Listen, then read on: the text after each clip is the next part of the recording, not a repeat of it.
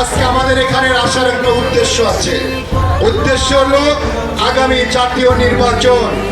এই নির্বাচনকে কেন্দ্র করে এই বাংলাদেশের রাজপথে নেতৃবৃন্দরা রক্ত দিয়েছে, জীবন দিয়েছে, গুম হয়েছে, খুন হয়েছে শুধুমাত্র আপনাদের ভোটের অধিকার প্রতিষ্ঠিত করার জন্য।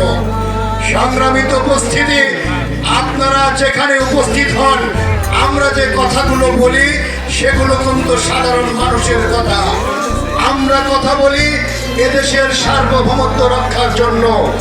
আমাদের প্রিয় দল বাংলাদেশ জাতীয় দল বিএনপি, এই বিএনপির ভারপ্রাপ্ত চেয়ারম্যান এবং এই বিএনপির চেয়ারপারসন দেশনেত্রী বেগম খালেদা জিয়া তার সমস্ত জীবন এই বাংলাদেশের মানুষের জন্য বিলিয়ে দিয়েছেন।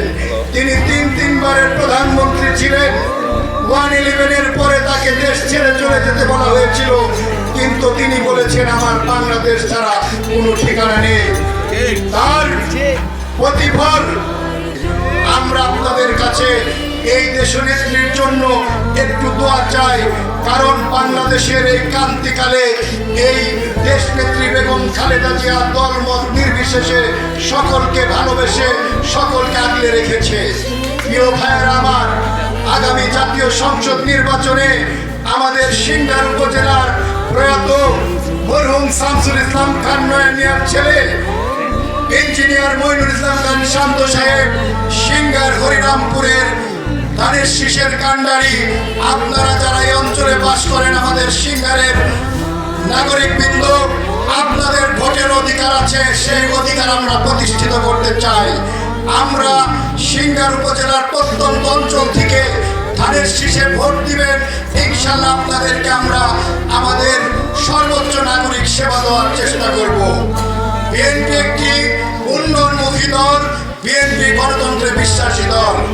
পাশাপাশি আমাদের পাশে নবাবগঞ্জ উপজেলা, এই নবাবগঞ্জের কৃতি সন্তান মরহুম এম এ মান্নান সাহেব, আমাদের মরহুম শামসুল ইসলাম খান নয়ন মিয়া সাহেব, তারা এই এলাকাটাকে সুন্দর করে সাজিয়েছেন।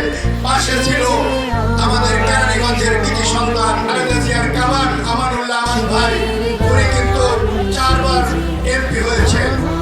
এই 3টি উপজেলাকে এই বিভিন্ন যে লুটেরা, এরা লুটপাট করে এই দেশে প্রত্যেকটা ঘরে ঘরে কিন্তু এখন মাদক ছড়াছড়ি।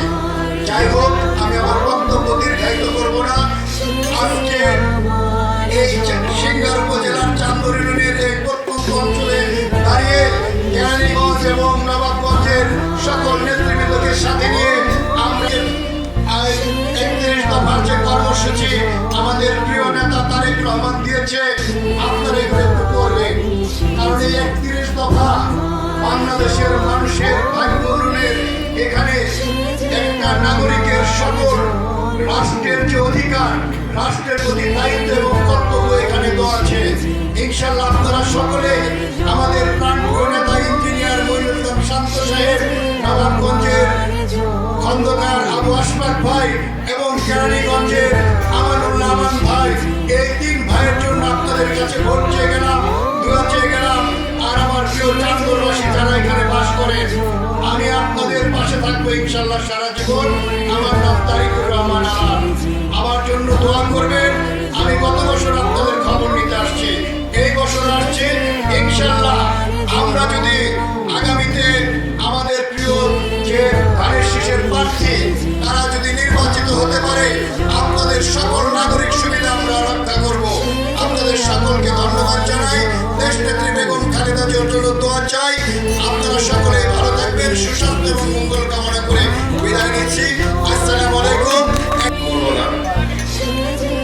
আমাদের সামনে যে আলাল ভাই, সে কিন্তু একটা যোগ্য ব্যক্তি, চান্দর ইউনিয়নের আগামী দিনের ভবিষ্যৎ, সে তার মুখে বলে নাই, আমরা শুনছি।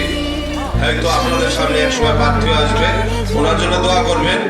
আর এখন আমাদের ভাই যে বলছে, দেখেন 3টা সিংহের থানা, নবগঞ্জ থানা, কেরানীগঞ্জ থানার মুখে পড়ছে এই আমাদের রূপন ভাইয়ের বাড়িটা, 3 থানার কথাই বলছে।